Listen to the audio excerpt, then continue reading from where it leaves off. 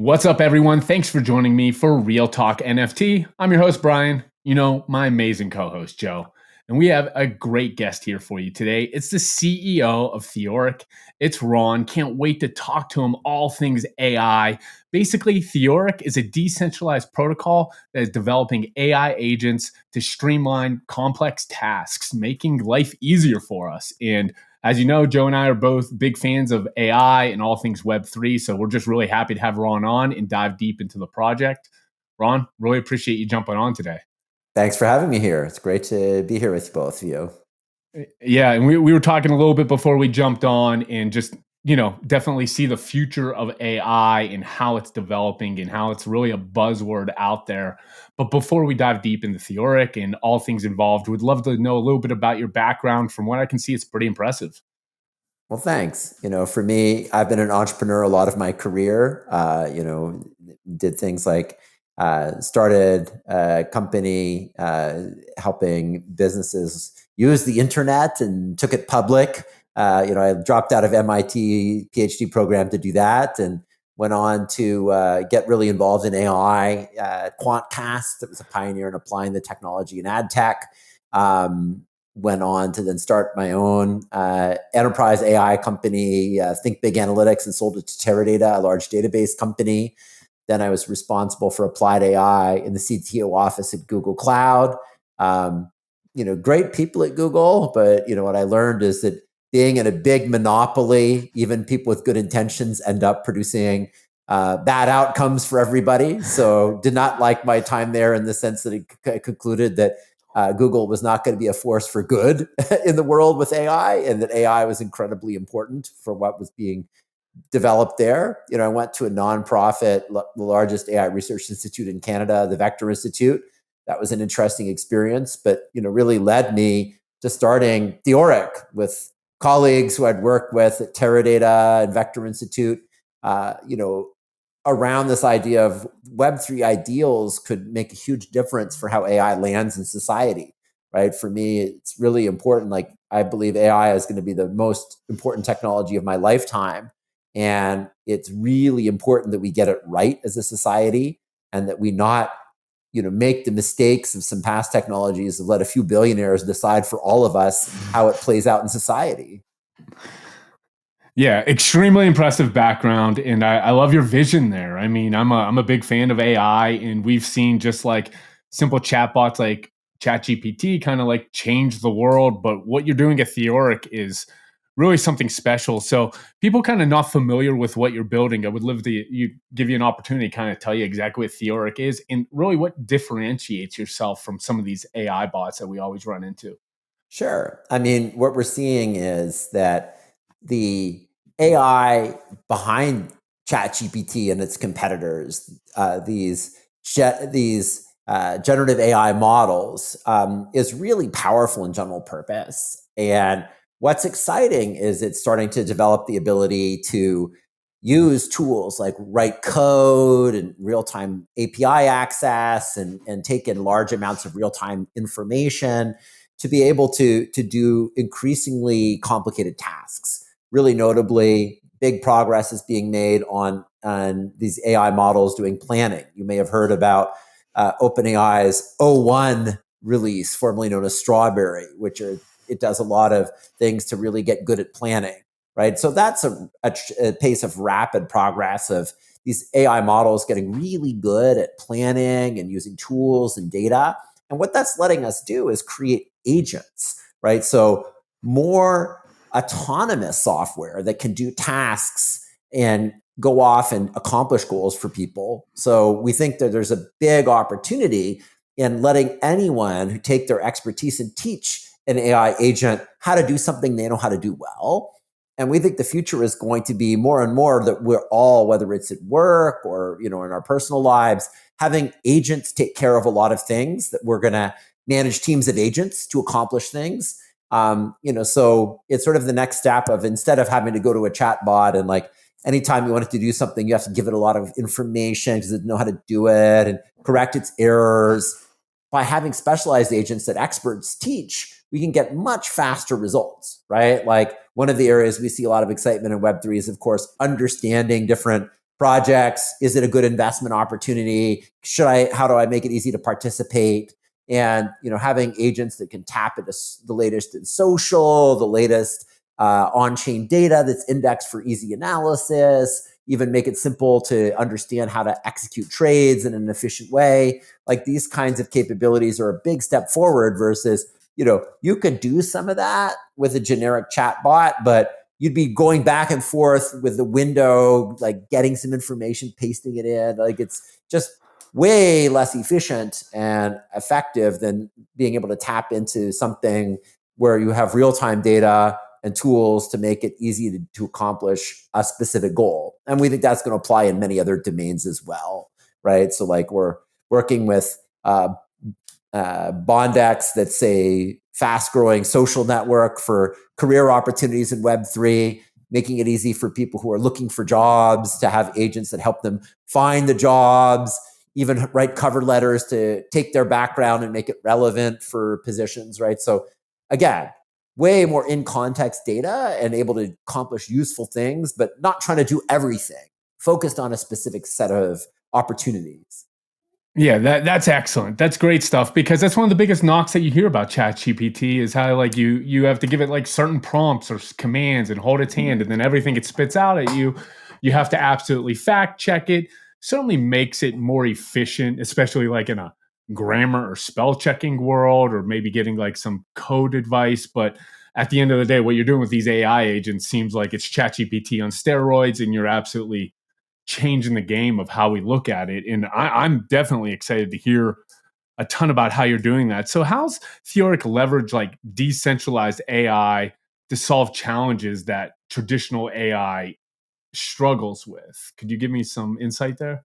I mean, one of the most important aspects of decentralization is really empowering anyone to develop agents and to make it permissionless integration, so agents can work together, and they don't have to be pre-designed to work together. So you can dynamically have agents come together and communicate, because they're all able to now communicate in natural language, right? So they can say, like, do this, like, you can accomplish this, do this, and negotiate in terms of how to work together, and then use micropayments on chain to make it easy to pay one another for the computation they're doing, for the data they're accessing, right? So that decentralization means you get the best ideas, right? So you get great developers, right, able to contribute interesting agents through an API.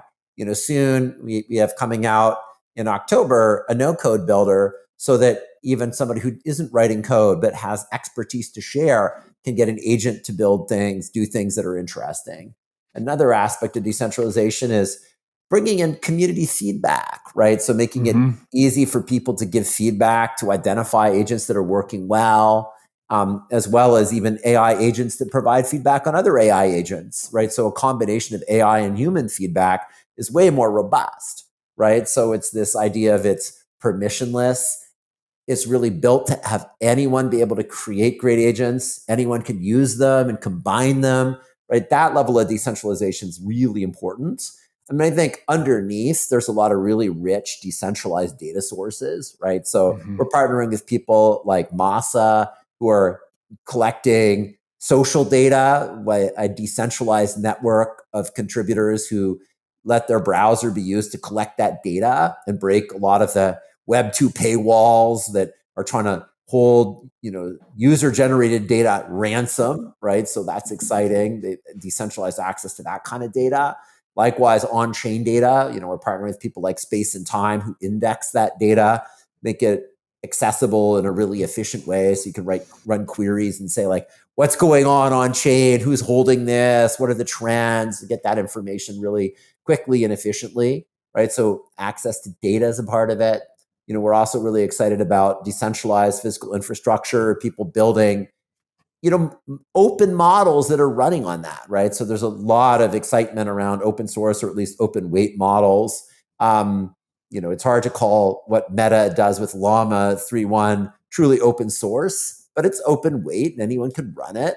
And, we're partnering with people like Nosana and Akash and Hyperbolic to make those endpoints available that are running those open weight models so that anyone can use them in an agent. And we're seeing that be very competitive with the commercial alternatives from Anthropic and OpenAI. Wow, this is very. I mean, there's a lot to unpack there. I guess the high level question I have is we hear a lot about interoperability in Web3. I'm pretty sure that would be solved by AI agents pretty simply. Is that I'm sure that's not a concern. How are you guys addressing that? I mean, I think interoperability is always an important topic. Like one of the things I think is very nice in the Web3 ethos is you see Web3 AI projects are more modular and work together, right? So we have partnerships with DeepIn providers and data providers and inference providers and training providers, vector databases that make it easy to store the information that the agents need, right? So there's a lot of work on that. And, we're part of consortia like the Proof of Inference Consortium, which is a coalition of agent protocols and inference protocols and physical infrastructure for how do you have standards around verifying the compute that's going in, right? So that's part of it. Agents being able to communicate in natural language and have standards for how they communicate with one another is another aspect of interoperation. So interoperation is it is an important topic. And I think it's something that the community keeps making progress. At the same time, I think, the power of general purpose AI models and being able to have agents communicate in natural language gives them a lot more flexibility and ability to do useful things working together than, traditional software that was really rigid and you had to specify every detail, or else if there's subtle differences, things just break. I was looking through your light paper on your website, and I urge anybody within the audience, it is one of the most well-written, fully gives you everything you want about what you're building at Theoric, and it's really well done. And I saw mentioned here a handful of times that there was a possibility of a native token. I'd love to know a little bit about that thought process, and I'm going to assume there is one. And if there is, I'm curious how tokenization will incentivize your community to engage with the platform. Yeah, we certainly expect to have a token with the protocol. It's being designed to allow that, and the key points are: number one, we think it's incredibly important to have buy-in and participation by different stakeholders, right? So early users, have incentive to test the product and to give feedback. Anyone, whether it's a developer or somebody using the no-code builder, has incentive to create and the ability to grow the audience for their agents, right? So it's this idea that giving people a real stake in the success of the protocol and incentives and rewards for using and giving feedback and creating creates this virtuous cycle where we all succeed together, right? So we've got our proof of engagement program where people are already having a chance to contribute, and we're looking ahead to incentivize testnet, where people will have a chance to engage directly with a testnet and give feedback on agents and create their own agents. And we believe that's going to help the community build something far better than any one individual can, right? So, we think that's an incredibly important part of having a token. It's also going to be incredibly important sort of in the long run to have a sustaining ecosystem where tokens get burned in return for access to the network, so that as the project scales, you continue to have supply of tokens for growth, and it's not just an infinitely inflationary system. Sorry to flip the page here on that. I mean, I love talking about tokens all day. I come from a security background in the domain name industry, actually. And what don't we know? Because there's a lot of vector threats, phishing, scamming rampant, and at an all-time high in a myriad of different ways. I imagine this is going to open Pandora's box here. What precautions? I know we're kind of early here, but is there any high-level security precautions that individuals should take or be aware of with all these agents running out there? Yeah, it's a great question. I think there's security questions in any protocol. I mean, so there's one level of, obviously we've had some great auditors auditing the smart contracts. So every protocol in Web3 needs to take care of some of the basic security. And when you think about things like micropayments, obviously you have to be very careful to make sure that there aren't ways that there can be exploits, and it's not a finance protocol, right? So people are using it to make small payments for agents to do services. It's a little different than like having a big vault of money that's being managed. But nonetheless, you want to have security. You want to ensure that that's strong and robust. There's also questions around like, how do you police abuse and misuse by agents, right? So like, what's to stop somebody from putting out a hacking agent that helps you hack somebody else's protocol or rob somebody, right? Well, I think that's where you have to have a level of governance and be like, no, like the protocol is not going to support criminal behavior. And if people are posting agents to the protocol that are violating those terms, that you have to have a community means of determining that they're in violation and they are not allowed to execute in the protocol.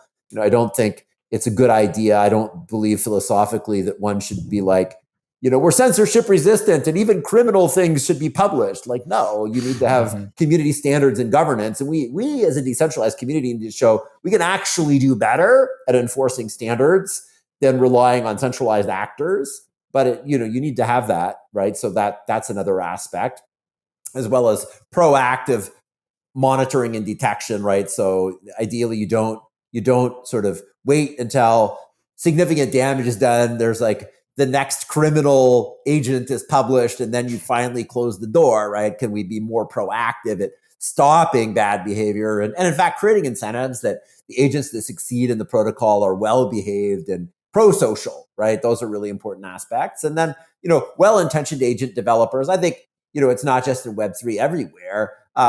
There's a real need to make sure that you put a certain amount of security and care in your design so that it's not easy for people to steal data or abuse, prompt injection, abuse the agents. And that's actually a strength of the way we've designed Theoric, which is it's way easier to find an agent that could do things like help with security and check for vulnerabilities or block inappropriate inputs, so the ability to separate out some of those capabilities and make them available as their own agents is a big win versus, more monolithic approaches where everybody who's developing an agent sort of, they know they ought to be putting some security and protections in, but usually there's a race to just get something out, right? So like we've seen in the example of AI agents in Web 2 for placing calls for your voice interaction. A lot of them can be used to place fraudulent calls to try to impersonate somebody, and many of them have no protection, right? Because there's been examples. I think it's Nathan Leben's is done some testing of these and given feedback to some of these companies, like you need to up your game. Like you have no protection against this, right? So it's unfortunately too common in the development because the short-term market incentive is just to get functionality out and not to worry about security and consequences. So I think by having feedback and by having ways that specialists can contribute to adding security, we can improve the state of the situation, as well as just setting expectations, right? That people care. Personally, whenever I think about AI, it's such a unique thing to talk about with just like normal people out there. And you get like this reaction, like they're scared it's going to be like the next Terminator 2 and cyborgs and Terminators are going to take over and robots are going to take over the world. And I always looked at AI, and we're in such early stages, and you're truly like a visionary and an innovator in this space with utilizing this AI, these agents, and helping them solve like complex tasks and just make our lives more efficient, easier, so we can really lean into like our passions. And that's how I like explain it to people.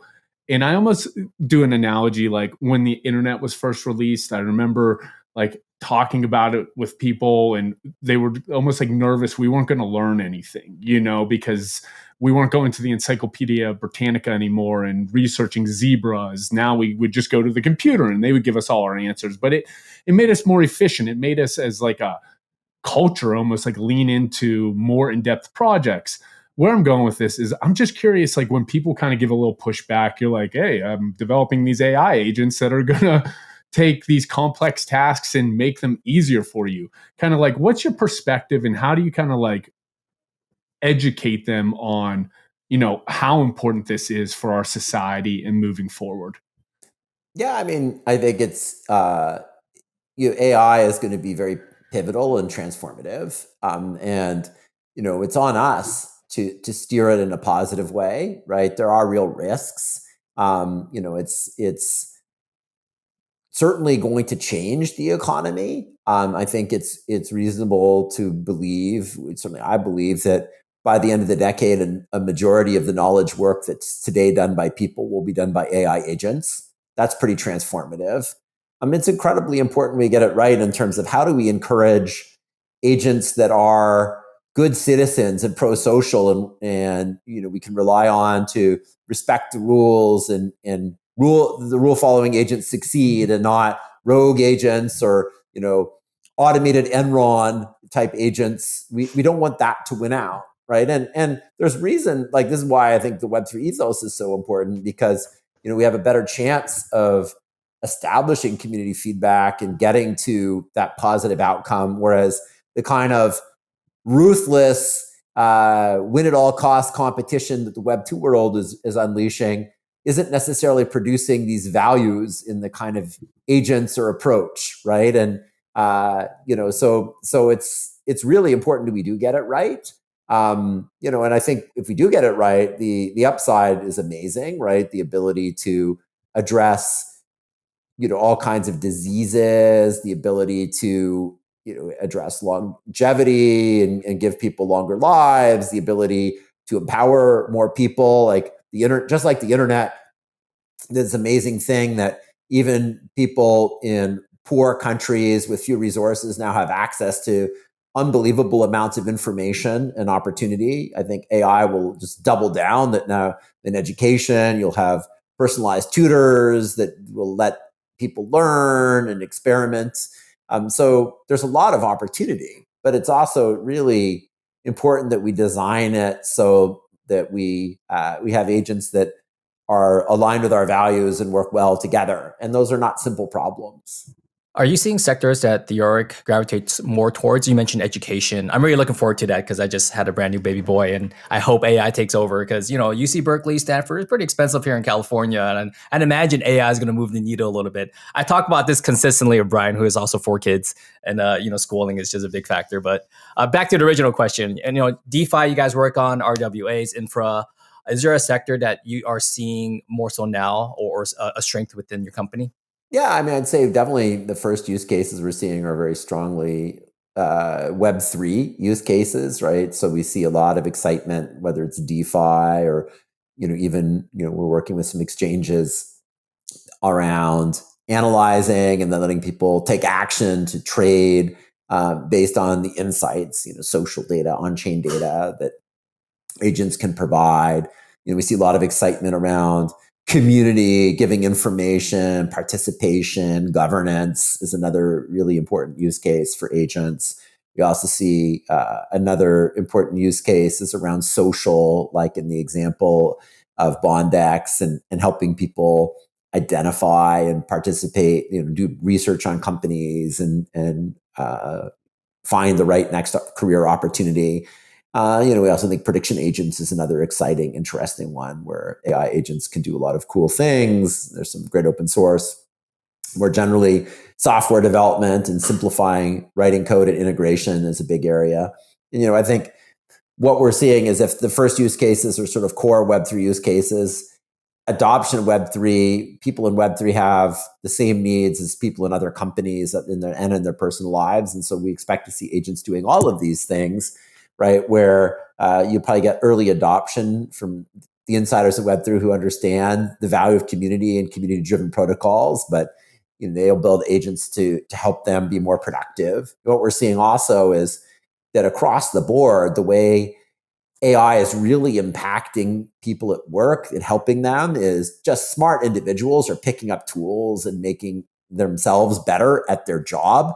So like the individual worker is way smarter than their company and is way ahead. And so today that means they're using a lot of chat bots. But we know that as agents start to be a more efficient tool, and they're going to start using them for marketing and project management and product management and business development and all of the functions, that they'll be super impactful there, right? So over time, we think there's going to be more and more adoption across work, right? That the individuals who grab a hold of AI and use it to be better at their job are going to run ahead, and it will percolate out. Just like companies didn't roll out iPhones to all their users, right? Instead, people were using iPhones, and eventually they had to agree to allow it to be used for work because it was a necessary tool.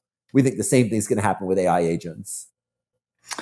Yeah, I love what you're building. I'm excited to see the evolution of these chatbots, and it really looks like you have a great vision here. I want to talk a little bit about like the next step of Theoric. I know it says on your website you have an incentivized testnet coming live soon. Want to give you an opportunity to kind of shout out that testnet, how people can get involved, and how they could find Theoric and maybe yourself online. Yeah, so definitely we're excited for our incentivized testnet coming up. We'll be posting it on socials. You can follow us on @TheoricAI. You can follow me on @RonBodkin, both on X. Also, we have Discord is a great place to get engaged and get the meta on incentivized testnet. So that's linked off of our website, which is theoric.ai. Those are all great ways to engage. And already you can go to in our website and find a link to engage with the protocol and some of the first agents with our Infinity Studio. So that's linked also with a testnet link on the site at theoric.ai. And Theoric is TheoRIQ. So yeah, we'd love to have you engage, love your feedback, participate in the Discord. It's a very active community, and the way Web3 really shines is by having community members contributing and giving feedback. So we love the engagement. Yeah, we love that. I'm going to get involved with your Discord. Definitely excited to see the testnet. I'm excited for the token. I'm just excited for everything that you're building here. And for everybody in the audience, all the links we're talking about, the Discord, the website, Ron's link, I'm going to put them in the description. So no worries there. So everyone can find the website and really follow along with what you're building and absolutely get involved, because our thesis in Web3 that we love community. Obviously, Ron said several times in the podcast how he wants to embrace your feedback. So that's really important. That's why we love things in Web3, decentralized communities, and why I think this is going to be a huge success in the future. Ron, really appreciate you jumping on. We thank you again. Great being here. Great conversation. Thanks. Thanks, Ron.